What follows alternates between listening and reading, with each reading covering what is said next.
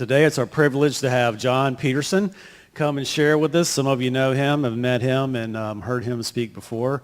And he and his wife, Cindy, they've been our missionaries for around 30, we're trying to figure it out this morning, around 30 years. Sandra and I have known them since that time. We were here back then. And I think Rick and Gail and their family, probably the only other ones that were here when we started supporting John and Cindy. And it's just been so exciting to see them grow and see their ministry change. And he's going to share a little bit about that with you. But I want to welcome John. Come on up. It's always good to have your notes. Welcome, John. Well, thank you. It is a joy to be with you.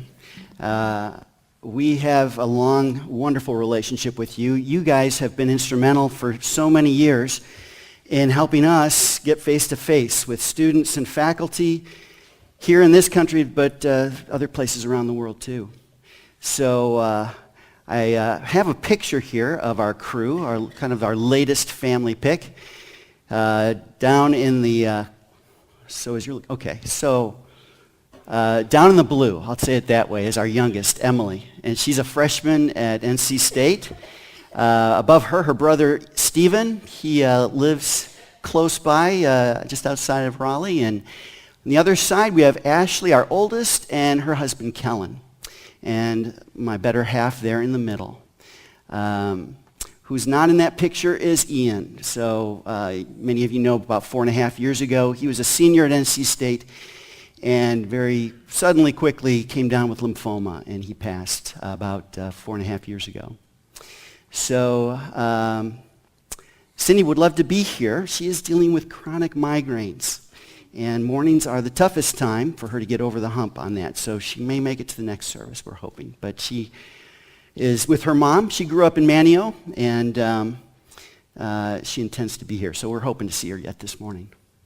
So our ministry of lately has been to faculty.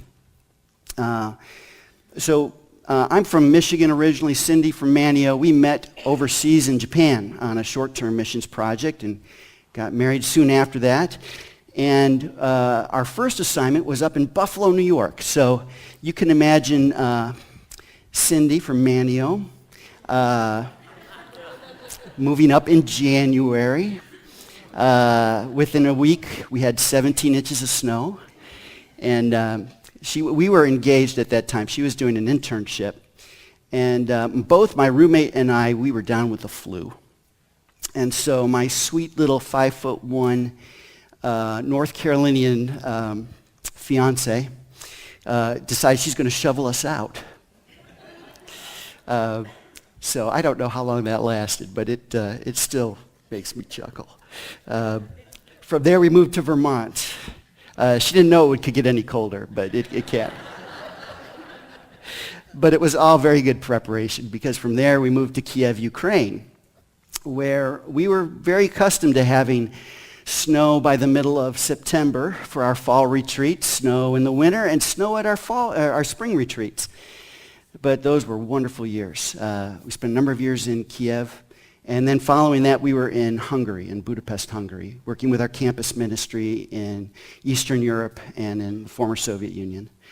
So we learned to speak Russian. It's pretty rough. I remember one time teaching in Russian to our new staff in Kiev, and I was just so proud.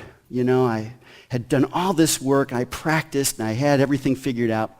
And one of the new guys I was a good friend with, and so I kind of went up to him afterwards, kind of looking for some strokes, and just asked him, how'd that go? And he smiled, and he said, "Don't do that again." So I would say my Russian is functional at best, but it's ugly too. Anyway, one of the things I get to do, I work a lot with professors. So we want to introduce professors to faith in Christ. We want to help believing professors learn how to use that very influential platform in helping to reach their colleagues and students. But I also get to do some things still with students. And I've got another slide here. Just this past week, over the last couple of weeks, we've done an outreach called Shades of Black. And you may recall 2 years ago that awful tragedy in Charleston at Mother Emanuel AME Church, where 9 congregants, it was during a Wednesday night Bible study, but a gentleman came in, sat through their study, and then shot and killed 9 people. Well, the pastor, Clementa Pinckney, was one of those who died. But his wife, Jennifer, in the upper corner there, survived. She was with her youngest in the pastor's study at the time and heard all of this unfolding. They were hiding under a desk. So she agreed to come and to speak on a number of campuses. We were at Shaw University in Raleigh, North Carolina Central, UNC Pembroke, and then Fayetteville State. Several of those are what are called historically black colleges, universities. And you can imagine the power of this story of forgiveness. The thing that stuck with me from how all that unfolded was these folks who had lost family members expressing forgiveness to this man who had so brutally taken them from him. And that is so much at the center of our God and the gospel. Such extravagant forgiveness and mercy. So we were very excited to have her come. My greatest regret is that we didn't have greater crowds. It gets harder and harder to get students to come to events. And yet it's been a joy to participate in this over the last couple of weeks. Well, I want to talk with you this morning. Very good that I didn't forget these. I want to talk with you for a couple of minutes about the Good Shepherd. I know you have been talking about shepherds and sheep here some, so I'm continuing a theme for you. And we're going to start in John 10. In fact, let me just read here some of this to whet your appetite. And it starts verse 1, chapter 10. Truly, truly, this is Jesus speaking. He says, I say to you, he who does not enter the sheepfold by the door, but climbs in by another way, that man is a thief and a robber. But he who enters by the door is the shepherd of the sheep. To him the gatekeeper opens, the sheep hear his voice, and he calls his own sheep by name and leads them out. When he has brought out all his own, he goes before them, and the sheep follow him, for they know his voice. A stranger they will not follow, but they will flee from him, for they do not know the voice of strangers. This figure of speech Jesus used with them, but they didn't understand what he was saying to them. So Jesus again said to them, Truly, truly, I say to you, I am the door of the sheep. All who came before me are thieves and robbers, but the sheep did not listen to them. I am the door. If anyone enters by me, he will be saved, and will go in and out and find pasture. The thief comes only to steal and kill and destroy. I came that they may have life and have it abundantly. I am the good shepherd. The good shepherd lays down his life for the sheep. So by way of introduction, I want just to observe a few things here. Jesus is describing himself as a good shepherd. He talks about his sheep knowing his voice or listening to his voice. He warns them of predators, spiritual predators, who come to steal, kill, and destroy. And these would be men and women who do not have the sheep's welfare at heart. He tells his followers that he will lay down his life for the sheep. It's once here at the very end of that passage, but he says it 2 more times in the following about 6, 7 verses. He talks about laying down his life for the sheep. So a question for you. If you could know God personally, would you want to? I couldn't tell you how many times I've asked that question of students and faculty. And every now and again, someone will say, no, I don't think I would. And it doesn't happen often, but when it does, it is shocking to me. It shocks me every time. I find myself in the inside just sitting there saying, really? Really? But you know, it could be that some men and women just have a distorted picture of what God, the Good Shepherd, is really like. They don't see him as being an attractive personality. They don't see him as being someone who is life-giving. You know, John 10 is a great story. It's very encouraging, and it follows John 9. And I want to remind you that, you know, these great little chapter numbers and the verse numbers are add-ons. You know, when John was writing, he didn't put in chapter and verse numbers. That was added centuries later as a help to navigate, you know, we could find our way here, and it is very helpful. But it can be distracting, and it can kind of cover over the fact that this in John 10 follows on the heels of another story. And I want to take you there. So let's look for a minute at John chapter 9.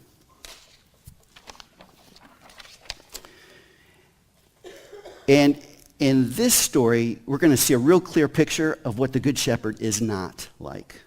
Okay? And what's happened here is Jesus has healed a man who was blind, who was born blind, and now he sees. So here's what unfolds, starting here in verse 6 of chapter 9. So Jesus, he spit on the ground, and he made mud with the saliva. Then he anointed the man's eyes with the mud and said to him, go, wash in the pool of Siloam, which means sent. So he went and washed and came back seeing. Skip down to verse 18. The Jews did not believe that he had been blind and had received his sight until they called the parents of the man who had received his sight and asked them, is this your son who you say was born blind? How then does he now see? Well, his parents answered, we know that this is our son and that he was born blind, but how he now sees, we do not know. Nor do we know who opened his eyes. Ask him, he's of age. He will speak for himself. His parents said these things because they feared the Jews. For the Jews had already agreed that if anyone should confess Jesus to be Christ, he was to be put out of the synagogue. Therefore his parents said, he's of age, ask him. So for the second time, they called the man who had been blind and said to him, give glory to God. We know that this man is a sinner. He answered, well, whether he's a sinner, I do not know. One thing I do know, that though I was blind, now I see. They said to him, what did he do? How did he open your eyes? And he answered them, I have told you already, and you would not listen. Why do you want to hear it again? Do you also want to become his disciples? And they reviled him, saying, you are his disciple, but we are disciples of Moses. We know that God has spoken to Moses. But as for this man, we do not know where he comes from. The man answered, why, this is an amazing thing. You do not know where he comes from, and yet he opened my eyes. We know that God does not listen to sinners, but if anyone is a worshiper of God and does his will, God listens to him. Never since the world began has it been heard that anyone opened the eyes of a man born blind. If this man were not from God, he could do nothing. Now they answered him, you were born in utter sin, and would you teach us? and they cast him out. So I want to talk for a minute with you about these religious leaders to answer the question, what is it they want? What do they want from this passage? What do we see here? Well, I think the first thing they want is they want for this miracle to be a lie. They would love for this to not be true. They want to discredit Jesus and Jesus' influence with the masses. It's huge and it's growing. He's becoming more and more influential, and they want that to stop. Now, there are at least a couple of reasons that this is important to them. One is that they fear losing control of the crowds. They do not want riots. They do not want huge demonstrations because their power, their influence is a gift to them from the Romans who rule here. And if they can't keep the people under control, they're not doing the very thing that Rome is allowing or has them in place to do. Their own position is threatened. The people will listen to and follow Jesus. They fear that. They don't want to lose control. They don't want to lose influence. So it boils down to they are afraid they will lose their power and influence. They're afraid they'll lose their power and influence. Number two here, they don't want to learn the truth. Instead, they want to control the story. So there are lots of questions that are asked here in chapter 9. They're asking questions of the parents. They're asking questions of this man who now sees. But the questions aren't really for information. I love this one question. Is this your son who you say was born blind? There's really an accusation here. They're not looking for information. They're accusing. And they've created an environment of fear. Remember how it said that the parents, they're kind of sidestepping going, he's of age, ask him. Yeah, it's our son. We don't know how it happened. They're like trying to make distance between them, these Pharisees, and their questions because they're afraid. So these religious leaders have created an environment of fear and accusations. When it says that they would put people out of the synagogue who would confess Jesus as Christ, it means excommunication. It means removal from community. It means removal from business activity. It's to be made an outsider. And this is a place, a culture, and a time where your very life depended on cooperation and community and working together. It was a huge threat. Third idea here, they want to make their own future secure and comfortable. So they're looking at ways of protecting themselves. And then the fourth idea, they want to be looked up to. They were in a privileged position. They had authority that was given to them by the Romans, or allowed to them by the Romans. And they didn't want to lose those things. They wanted to be in control. And we see in this passage a lot of pride and a real lack of being teachable. Those are fair descriptions of these religious leaders. But perhaps the most damning element here is they do not care. I find it really shocking to me that in this passage, what you don't see, there's no celebration. Okay, so this man has always been blind. How many years has he sat in this place and people have walked past and he's called out and said, would you help me? Would you give me a little something? And many people, you know what this is like. Many people kind of avert their glance as if they have something else that occupies them. And it helps them excuse not paying attention to this man or his need. You know, it's interesting that at first they didn't recognize him as being that man who was blind. And in fact, they thought, this has to be somebody else. So this guy who's been here, he's been around all their lives, and they know about him, but he's invisible. They didn't engage with him. They couldn't describe what he looks like. They couldn't recognize him when he's standing before them. That is sad. It's shocking. It's a very twisted kind of leadership. You know, in our culture, leaders are the ones to be served. They're the ones to be pronouncing great pronouncements and controlling and making decisions. And yet Jesus, the Good Shepherd, turns leading on its head. Remember the passage where with the disciples, he goes person to person and he washes their feet. A lowly job, but it hadn't been done. It embarrassed the disciples. This is wrong. This is so wrong.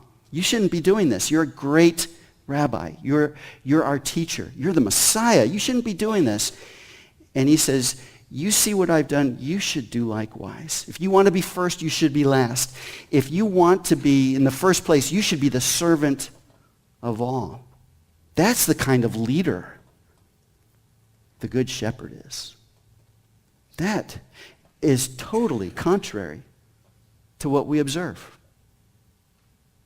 So chapter 9 gives us a great picture of what the Good Shepherd is not. Let's look again at chapter 10 and answer the question, what does Jesus the Good Shepherd want? Well, first he wants you to be safe or secure. In chapter 10, verse 9, we read, I am the door. If anyone enters by me, he will be saved and will go in and out and find pasture. You think of this context of sheep, the shepherd who opens the door at the right time. He takes them to pasture. He takes them to water. He takes care of them. They go in, they go out. He protects, he saves them. The Good Shepherd wants you to be safe and secure. We got no hint of that in chapter 9. His authority comes from God. Says to him, the gatekeeper opens. Jesus is the real deal. He has legitimate access, legitimate authority given to him by the Father. And in contrast, the Pharisees here in chapter 9 are fighting to maintain an appearance of being in control. They're grasping to hold on to authority. The second point here, Jesus wants you to know that he knows you. Verses 12 through 14, we didn't read this in our first reading. I'll read it to you here.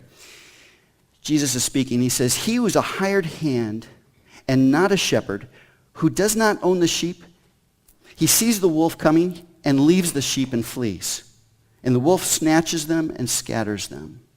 He flees because he is a hired hand and cares nothing for the sheep.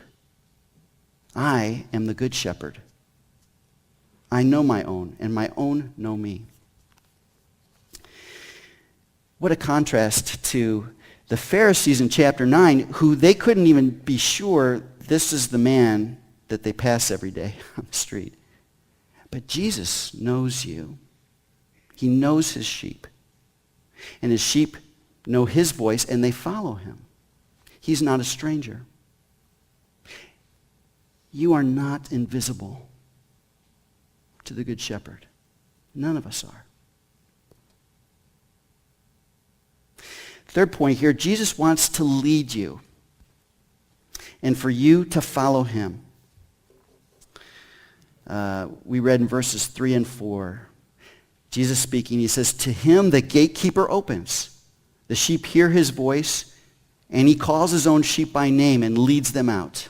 And when he's brought out all his own, he goes before them, and the sheep follow him, for they know his voice." You know, this passage is not the only one that draws on this imagery of a shepherd. And it was a great picture to pull up in this day and time. It's just an agrarian culture. The idea of a shepherd or someone who cared for the sheep was very familiar. They knew shepherds. They'd been shepherds. They understood that life. And so Jesus picks up on this very familiar part of life and living, and he makes this comparison. He says, think of me as a good shepherd, as the good shepherd. But think, too, of another place, one that's familiar to many of us. It's Psalm 23. And it begins this way. King David wrote this. And it starts, "The Lord is my shepherd. I shall not want. He makes me lie down in green pastures, and he leads me beside still waters. He restores my soul. He leads me in paths of righteousness for his name's sake." It's a beautiful picture of care, of a shepherd taking the sheep and leading them to the place they need to be for the things that they need.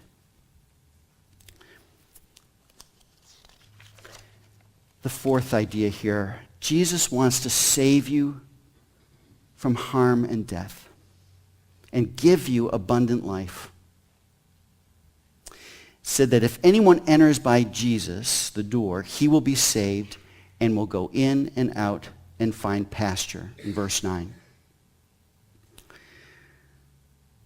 I love this idea of the sheep knowing Jesus' voice. And then the next idea is that Jesus lays down his life for the sheep, in verse 11. So contrary to the kind of leading that we saw from the Pharisees. You get this real picture that they expect to be served. They are great men. And they will not be troubled by this man, former beggar, now can see, formerly blind. They saw themselves as leaders and that their right was to be served. Whereas with Jesus, as a servant leader, he turns that completely around. Jesus knows his own, and his own know him. The sheep follow him. They know his voice. I mentioned at the beginning that we spent a number of years in Kiev, Ukraine. We moved there in 1993, and the wall had come down, the Iron Curtain. The former Soviet Union had only recently become the former Soviet Union, and these different states now were independent. It was a time of hyperinflation in Kiev. I've told you before, but I love this part of it, is anytime we took dollars and we had to convert them to the local currency, I would tell Cindy, okay, don't bring any of that stuff home with you. Spend everything. It's the only time you can really say that. But the problem is the next day, the kuponi, the currency, would be worth a lot less than it was today. It's like, okay, if you're changing dollars, spend it all. Don't change too much money. Very unstable time. Bread lines. Sugar just disappears for weeks and months. And we loved being there.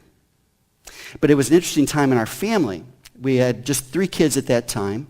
And our youngest, Ian, who I mentioned, he was not yet quite 2 when we moved in. And so we lived in an apartment, and we did not own a car in those years. We lived in the city, and so we depended on public transportation. So we lived a good 15-minute walk from the metro station. Now picture 3 small children trying to get from your apartment to the metro to go do anything. It's like, it takes forever. And so there's just no way that Ian is walking, okay? Ian is always being carried. And he's the only one of my kids that this is true of. Any of you parents out there, you know the drill. It's like we want to go somewhere, you take them, you put them in the car seat, you strap them in. You get them out of the car seat, you put them in a stroller, you do that. And you repeat, and you do this routine over and over. And that would well describe probably our time with our other three. But with Ian, we couldn't do that. You couldn't take a stroller down the escalator many, many stories down to the metro. I mean, you couldn't do it. So we used backpacks. We carried him. And I would say to Cindy, I can't tell you how many times I would say this because it always shocked me. I would tell her, I can carry him in this arm forever. Now, I'm right-handed, but I got tired. If I would carry him in my right arm, I couldn't last very long. But for some reason, I would hold him like this. He would sit here, and he would have his hand on the back of my neck. And this is just how we did life. It was a daily occurrence where we're headed to the door, and he would go like this. Yeah. He knew he belonged in my arm. It was never a question, would Dad pick me up today? I'm afraid Dad won't pick me up. No. He knew Dad was going to pick him up. And he knew his place right there in the arm. And I just see so many parallels between that role that God allowed me to play with my son and his role with me. I'd never really thought much about being carried until recent years, as I think more and more about Ian and my relationship with him. And the idea of being carried, I always think of somebody with their arms out like this and a body laid across the arms. And I try to picture myself as being carried, and I feel you're looking up and you're kind of flailing around. You feel helpless. It's uncomfortable. It just doesn't work for me. But this idea of being in my Father's arm. My Father, who, he knows where he's going. We're not about my agenda. We're about his agenda and his work. We're going to the places he intends to go today. And that's exactly where I want to be, because the place isn't all that important. Ian really never knew where we were going, and he didn't care. What was important to him is who he was with. It was being with Dad. It was being in my arm. And he was happy there. All that instability in Kiev, we were constantly encountering crazy stuff. My oldest daughter has a great repulsion to beer, wine, anything. It's because she saw too many times men passed out, literally passed out on the street, that we would walk by. She would smell that. She would see that.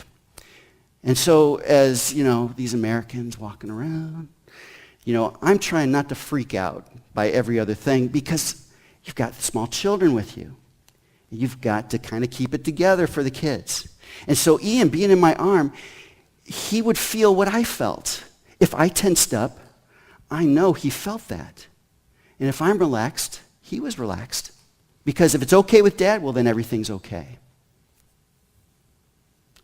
We have a good shepherd who has perfect sovereign control over the universe. You can trust him. You can trust sitting in his arm. Ian would allow me to interpret reality for him. So as things are going on, I could talk to him about what I was seeing, what was important, what wasn't. And if you think about it, his perspective depended totally on being in my arm. He would look behind to where we'd been. He could look forward to where we were headed. But so much of it was his face was right here, and my face. It was really an intimate thing.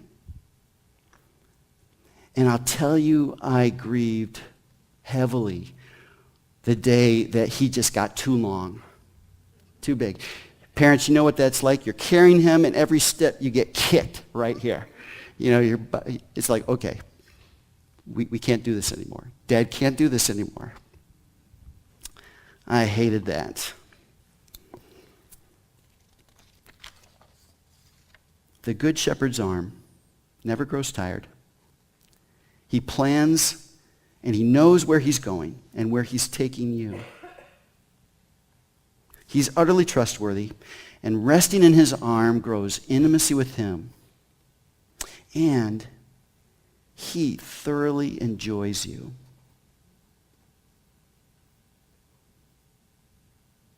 So what do you want?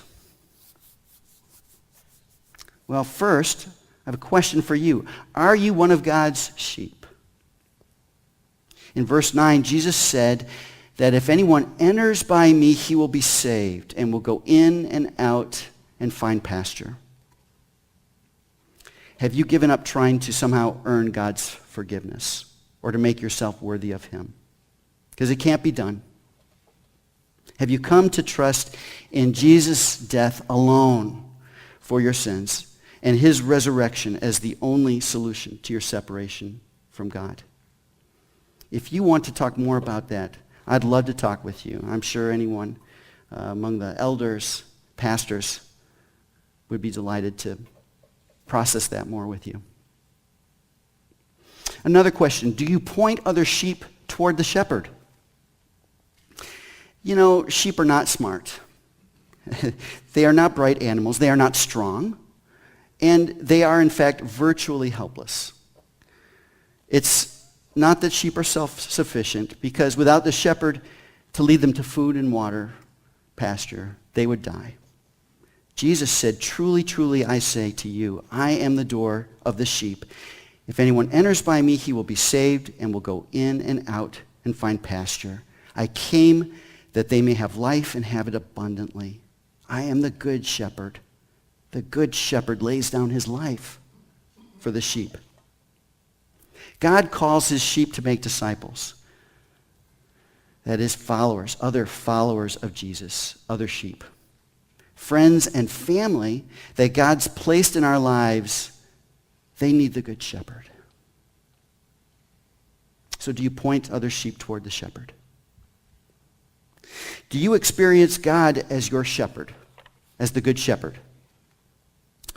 Do you follow him as he leads you? And do you depend on him in the way a sheep has to utterly depend on the shepherd for protection and for life itself? And do you rest in the good shepherd? Do you rest in the crook of his arm? You know, shortly after we arrived in Kiev, so much of our ministry was done at night. We worked at Kiev State University, and the students had classes during the day, and then their dorm area was not near the campus at all. They had to take trams and stuff to get over there. So the students were really available at night. But Kiev was at a terrible crisis. There was no money for anything, especially things like streetlights. So at night, if there was no moon or if it was overcast, it was black. It was pitch black. And you did not want to be on unfamiliar streets in Kiev at night in the dark.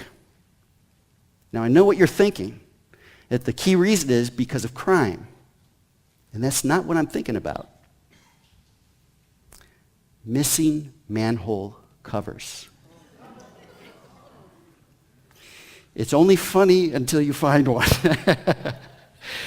Yeah, it's amazing. You'd be walking along and there's no manhole cover there. Or there's a sinkhole. You did not want to be walking on unfamiliar ground. On ground that isn't sure. But unlike the streets and sidewalks of Kiev, you and I can depend on Jesus. He is always faithful, always true to his word, always keeps his promise, always cares for us, his sheep. He is always worthy of our trust. He is always beautiful. He is always worthy of our lives. Trust him, and you will find him to be true. Pray with me. O Lord, our good shepherd, You are so tender and caring, so kind and good. You are strong, faithful, and true. And we confess too often we buy into a false idea of who you are. Lord, thank you for your word. Would you please grow in us understanding that goes from our heads into our hearts and our experiences of who you really are, that we would believe you and trust you. Thank you that you're good. Thank you for laying down your life for the sheep. In Jesus' name, amen.